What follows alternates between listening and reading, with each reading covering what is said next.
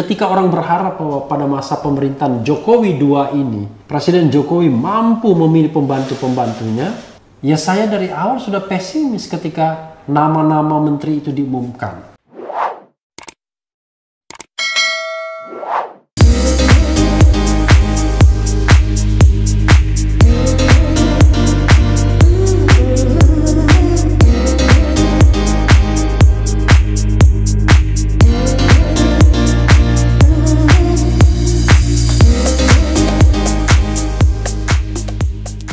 Assalamualaikum warahmatullahi wabarakatuh, Sobat RH sekalian.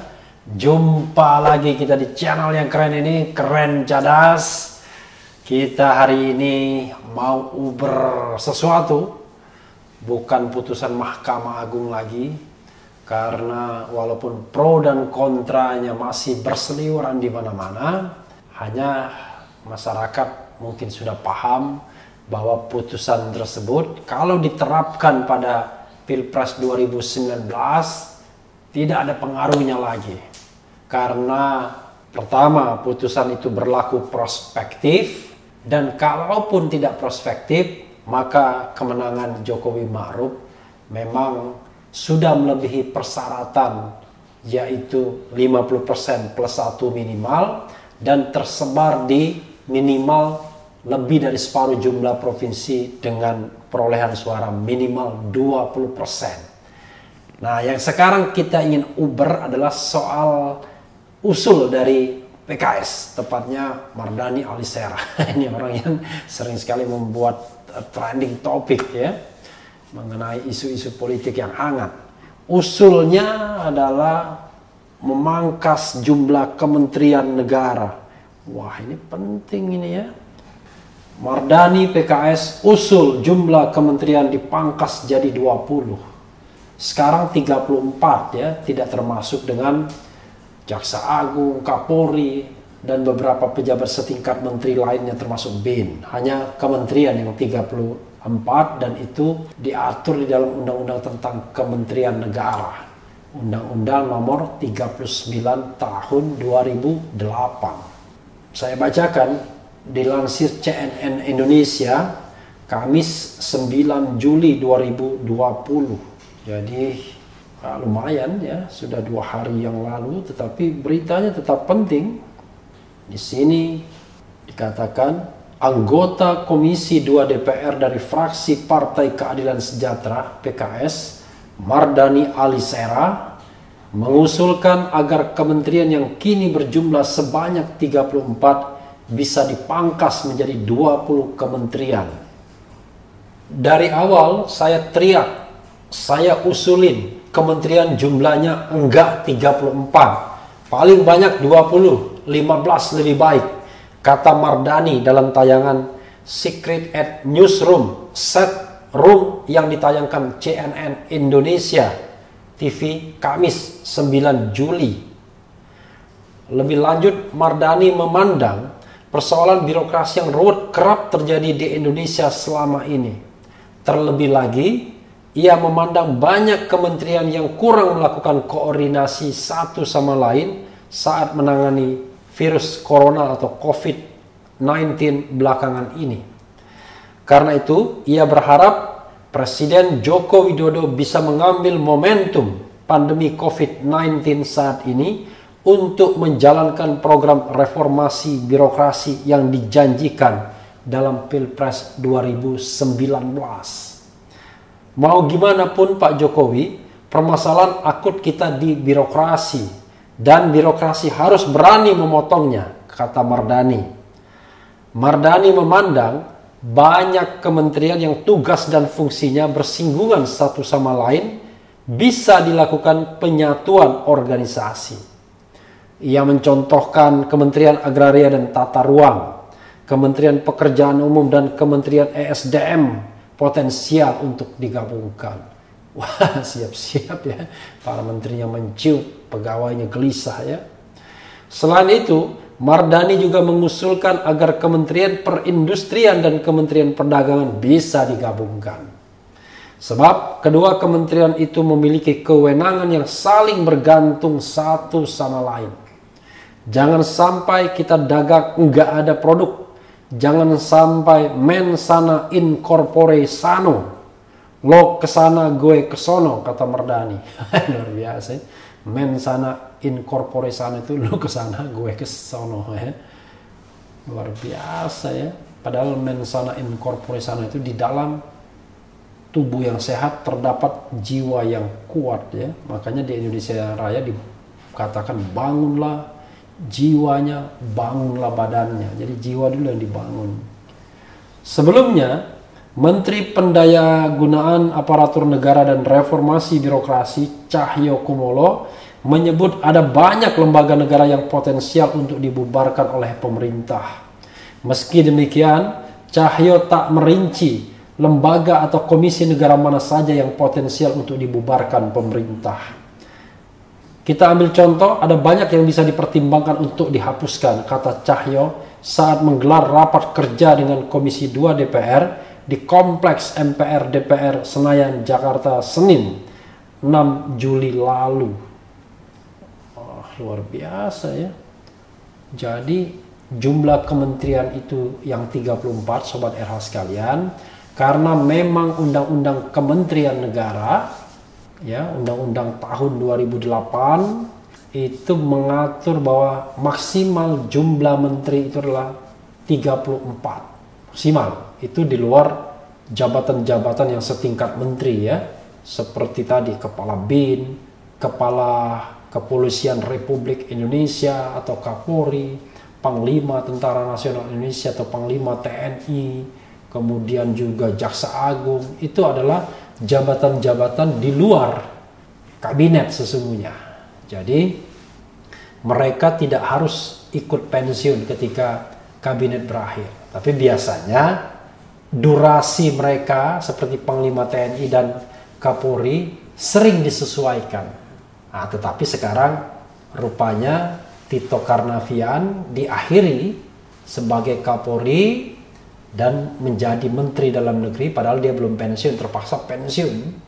Tetapi Panglima TNI Hadi Cahyanto tetap menjabat, sepertinya sampai pensiun tahun depan.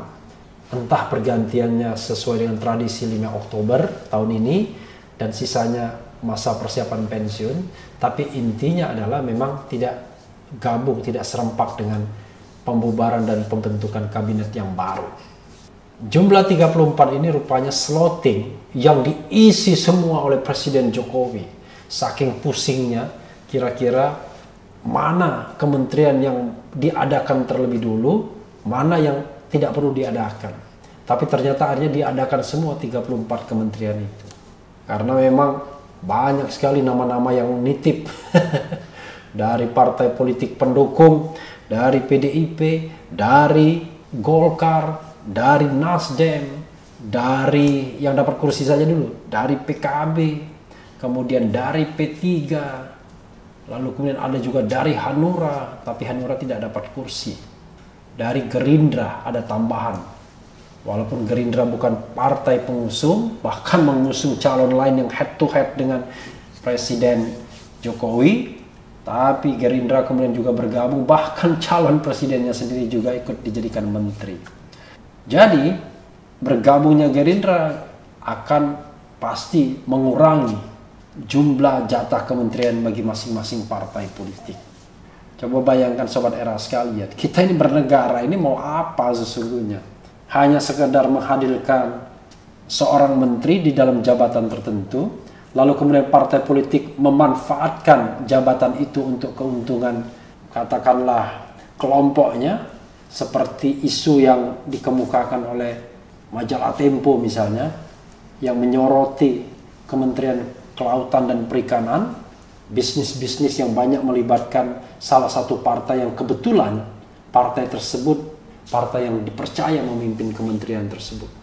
Atau dulu ada problem dengan Kementerian Agama misalnya, yang akhirnya kemudian menyebabkan ketua umum dari partai yang ada menteri agamanya tersebut nyungsep juga kena KPK juga. Nah, kalau akomodasi politik ini mau diikutkan terus-menerus, maka berapapun jumlahnya tidak akan cukup. Karena rasa keadilan itu tidak akan pernah tepat, tidak akan pernah dirasakan oleh semuanya.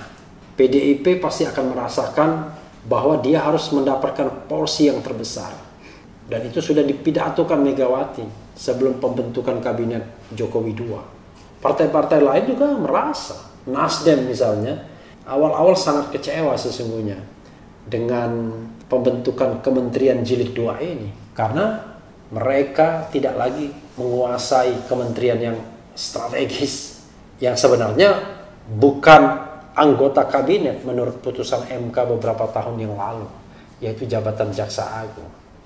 Dan kita tahu bahwa beberapa partai politik mendapatkan jatah yang lumayan, sehingga kalau digabungkan jadi satu, ada 6 partai politik pendukung, lalu kemudian ada juga partai di luar partai-partai pendukung atau pengusung itu tepatnya, maka kita akan lihat betapa banyaknya slotting yang harus diadakan. 34 sudah disediakan, tapi ternyata kurang, maka kemudian ditambah beberapa pos wakil menteri. Beberapa wakil menteri pun diadakan. Bahkan di Kementerian BUMN dibutuhkan 2 wakil menteri. Yang saya katakan setelah 2 menjadi wakil menteri, menjabat pula di BUMN kelas berat. Ya. Padahal kita tahu bahwa the nature dilantiknya wakil menteri itu adalah karena dianggap kementerian itu tugasnya sangat berat, tugasnya sangat perlu diadakan wakil-wakil menteri. Anehnya memang di Republik ini, misalnya Kementerian Hukum dan HAM itu tidak punya wakil menteri, padahal tugasnya luar biasa. Seperti misalnya Ditjen Pemasyarakatan. Wah, jadi yang namanya Ditjen Pemasyarakatan yang mengurusi lapas itu luar biasa sesungguhnya. Bagaimana mengatur lapas seluruh Republik Indonesia yang semuanya persoalannya adalah over capacity misalnya. Lalu kita tahu juga bahwa ada beberapa menteri yang ya barangkali merasa tidak butuh wakil menterinya, tapi ada yang kemudian dicantolkan wakil menteri. Kementerian Perdagangan misalnya, sangat aneh sekali. Dua-duanya orang partai politik. Satu dari PKB, satu dari Golkar. Entah cocok, entah enggak ya. Padahal kalau kita pakai logika penggabungan ini, artinya kan sesungguhnya kementerian-kementerian itu ya kerjanya juga barangkali bisa disatukan. Selama ini overlapping saja. Karena kalau logikanya tugas dan bebannya begitu beratnya, dan kemudian sehingga harus ada wakil menteri, maka tidak ada pembicaraan untuk mengurangi jumlah kementerian ini dari 34 ke 20. Kalau kita berpatokan negara Amerika Serikat misalnya, mereka cuma ada 15 kementerian plus wakil presiden. Jadi yang namanya Presiden Donald Trump ya, hanya dibantu oleh 1 wakil presiden dan 15 menteri saja. Coba bayangkan sobat era sekalian, kira-kira ya, kalau kementerian itu ramping sedikit, kira-kira lebih memudahkan atau lebih menyulitkan? Saya kira mungkin jauh lebih memudahkan. Kenapa? Karena koordinasinya jauh lebih gampang. Koordinasi di antara sedikit orang. Tapi masalahnya adalah ketika orang berharap bahwa pada masa pemerintahan Jokowi II ini, Presiden Jokowi mampu memilih pembantu-pembantunya, ya saya dari awal sudah pesimis ketika nama-nama menteri itu diumumkan. Makanya dalam debat di Kompas TV saya sudah meramalkan tidak sampai 1 tahun akan ada reshuffle. Sekarang tuntutannya tidak hanya reshuffle, tapi juga pengurangan jumlah kementerian, dan ini masuk akal sesungguhnya. Negara sebesar Amerika Serikat saja cuma 15 menterinya. Kita 34, lebih dari 2 kali lipat. Belum lagi lembaga-lembaga yang ada yang diancam Presiden Jokowi untuk dibubarkan ketika berpidato pada tanggal 18 Juni yang kemudian videonya baru viral pada tanggal 28 Juni kemarin. Jadi sebenarnya kementerian itu jumlahnya 34 dengan para wakil menteri itu karena kebutuhan presidensialisme, kebutuhan untuk mewujudkan tujuan nasional, yaitu mencerdaskan rakyat, melindungi rakyat, mensejahterakan rakyat, ataukah sesungguhnya hanya cermin dari bagi-bagi kursi kekuasaan saja? Nah, saya tidak khawatir, rasanya iya. Hanya memang bagi-bagi kursi kekuasaan. Kalau begini caranya, sobat era sekalian, di mana seorang presiden dibelenggu dan didikte oleh kondisi, oleh kewajiban dalam tanda kutip untuk mengakomodasi partai-partai pendukung, relawan-relawan pendukung, tim-tim pendukung dan lain sebagainya, maka pos-pos kementerian itu tidak akan cukup untuk menampung mereka semua. Cuma celakanya, sepertinya martabat partai politik itu ditentukan dari berapa jumlah portofolio kementerian yang mereka bisa kuasai. Dan celakanya kadang-kadang penguasaan terhadap satu kementerian itu terkait dengan praktik-praktik yang tidak good governance dan clean government. Itu sudah menjadi rahasia umum semua. Kenapa misalnya menteri tertentu atau kementerian tertentu selalu ingin dikuasai oleh partai politik tertentu? Kita lihat trennya. Tidak hanya sejak zaman Jokowi, tapi juga zaman SBY. Pertanyaannya, why? Berarti kan partai politik itu meminta jatah menteri itu.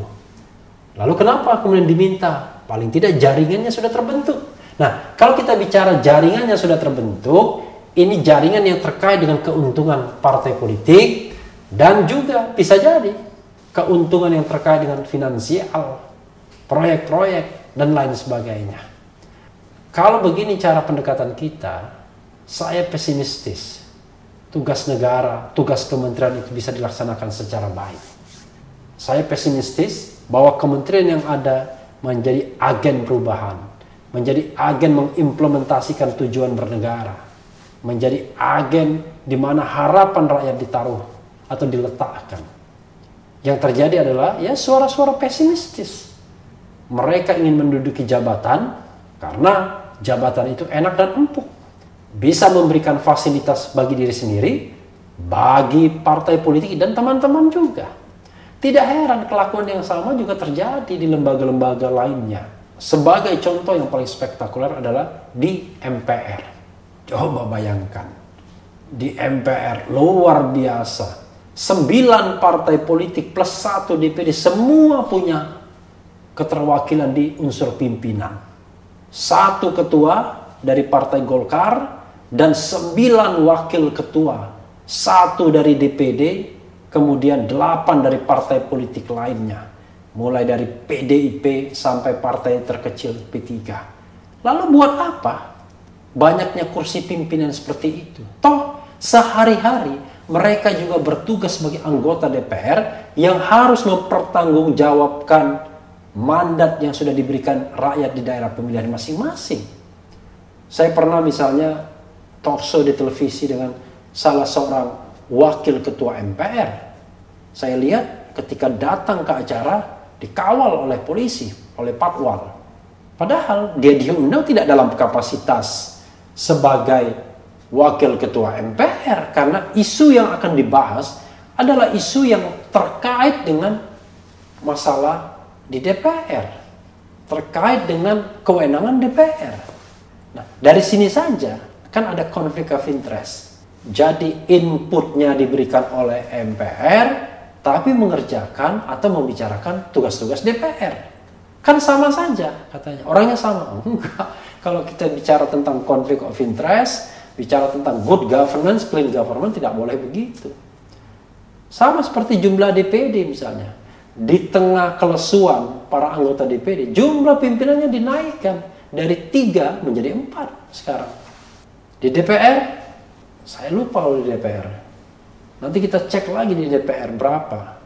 Yang jelas pada peralihan tahun terakhir DPR ditambah jumlahnya dari 5 menjadi 7. Tapi kalau tidak salah balik lagi ke 5. Nah, ini mohon maaf sobat era sekalian, kan lupa tidak apa-apa. Nanti kita cek berapa sih jumlah pimpinan MPR sekarang. Apakah tetap 5 apakah 6? Sepertinya 5, nanti kita cek sama-sama. Tapi intinya adalah kita menginginkan sesungguhnya ada efisiensi, ada efektivitas birokrasi. Tapi di Indonesia sepertinya barang mewah kalau kita bicara efisiensi, efektivitas, atau birokrasi yang workable. Karena semua orang ingin mendapatkan jabatan. Semua partai politik, semua aktivis politik, semua anggota partai politik, semua pengurus partai politik menginginkan jabatan-jabatan tersebut. Karena ya mungkin itulah kenikmatannya. Bagi yang uangnya sudah segunung, jabatan itu menjadi sesuatu yang prestisius. Bagi yang uangnya belum ada, mungkin jabatan itu sebagai sarana untuk menumpuk kekayaan.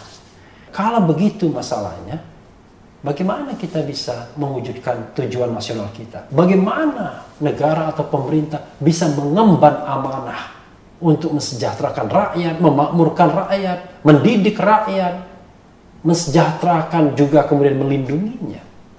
Nah, ini yang kemudian harusnya dalam masa pemerintahan yang kedua ini, Presiden Jokowi tidak memiliki keraguan lagi. Kenapa? Karena tahun 2024 tidak akan ikut lagi dalam kontestasi Pilpres. Tapi terjadi seolah-olah Presiden Jokowi menselebrasi, mendirect, mengorkestrasi kepemimpinannya pada periode kedua ini dengan memberikan sebanyak mungkin jabatan-jabatan kepada mereka-mereka yang telah berjasa. Lalu kapan masyarakat kemudian bisa dipenuhi janjinya? Janji kemerdekaan, janji negara, janji yang harus ditunaikan oleh pemerintah. Karena janji beda dengan cita-cita. Melindungi rakyat, mensejahterakan rakyat, mencerdaskan rakyat, itu bukan cita-cita. Tapi itu adalah janji. Karena janji harus ditunaikan.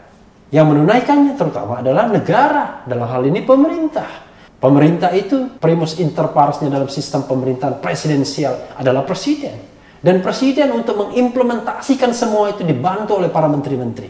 Tapi para pembantunya malah sibuk-sibuk sendiri, saling silang, saling memanfaatkan jabatan, kemudian mempertahankan jabatan-jabatan kementerian oleh partai politik walaupun barangkali calonnya tidak capable. Akhirnya kadang-kadang kita meragukan. Oke, bukan kita, saya lah meragukan. Sebenarnya cinta atau tidak mereka kepada negara ini, kepada rakyat, kepada warga negara, agar kita bisa lepas dari belenggu kebodohan, dari belenggu kemiskinan, dari perasaan tiada dilindungi oleh negara. Coba bayangkan, kalau ada orang di Republik ini yang masih mati kelaparan, apakah masih enak tidurnya pemimpin? Ini yang menurut saya yang harus dicerna, harus digarisbawahi. Bahwa amanah itu tidak hanya dipertanggungjawabkan kepada rakyat, kepada warga negara, kepada masyarakat, tapi juga dipertanggungjawabkan kepada Zat yang Maha Pencipta. Karena kita akan kembali kepadanya kapanpun waktunya. Dan mudah-mudahan ini bisa mengetuk para pemimpin, para penguasa, bahwa jabatan itu adalah amanah yang kalau tidak dilaksanakan, maka ganjarannya adalah siksa di akhir zaman kelak. Wah, ini ciri-ciri orang yang mulai putus asa dengan kondisi negara ini, sehingga yang dibicarakan adalah Zat yang Maha Kuasa. Ya, tempat siapa lagi kita mengadu kalau kemudian pemimpin ingkar, pemimpin tidak amanah, pemimpin tidak mendahulukan kesejahteraan rakyat, tapi pemimpin hanya membuat klik-klik kekuasaan. Pemimpin membesarkan bisnisnya masing-masing, baik bisnis dirinya maupun bisnis keluarganya, bisnis konconya, bisnis kerabatnya, dan lain sebagainya. Mudah-mudahan Presiden Jokowi diberikan kekuatan untuk membereskan sisa masa jabatannya sebaik-baiknya, meningkatkan kesejahteraan rakyat sebaik-baiknya, mencerdaskan rakyat juga sebaik-baiknya, melindungi rakyat apalagi. Berikanlah rakyat atau warga negara perasaan terlindungi, bukan perasaan yang akan dikriminalisasi atau ditunggu kesalahannya kapan dia salah ngomong agar kami bisa tuntut di muka hukum dan hakim. Alasan kita menjadi Indonesia, alasan kita memerdekakan negara ini adalah agar kemerdekaan itu menjadi jembatan emas untuk mewujudkan tujuan bernegara bagi semuanya, bagi semua rakyat, bukan bagi segelintir orang saja, apalagi bagi pejabat itu sendiri. Sahabat daerah sekalian, itu saja soal pengurangan jumlah kementerian. Saya sih sebenarnya pesimistis Presiden Jokowi akan melakukannya. Ya paling yang terjadi adalah reshuffle. Tapi kalau Presiden Jokowi mau dan mampu membuat kementeriannya itu ramping, kabinetnya ramping, agile, lincah, tidak bagi-bagi jabatan, saya akan 2 jempol buat Presiden Jokowi. Tapi kalau tidak, hanya berdoa dan berharap bahwa dengan tim yang ada, kita akan jauh lebih baik keadaannya sampai 2024. Dan terutama titip satu, korupsi harus tetap terus-menerus diberantas. Pemberantas korupsi harus kuat dan didukung. Jangan kemudian kita memperlemahnya. Ya, sobat LH sekalian, itu saja Uber kali ini mengenai jumlah kementerian yang diminta dipangkas dari 34 menjadi 20 dan kalau bisa 15. Yang penting tetap di channel ini, karena di channel ini Anda akan dirayu, ditipu, dibaperin, dicecar, di Uber, di jalur khusus. Karena channel ini adalah channel yang mengancam, memeras dan membenci. Jangan lupa subscribe, like, comment, and share. Cheers!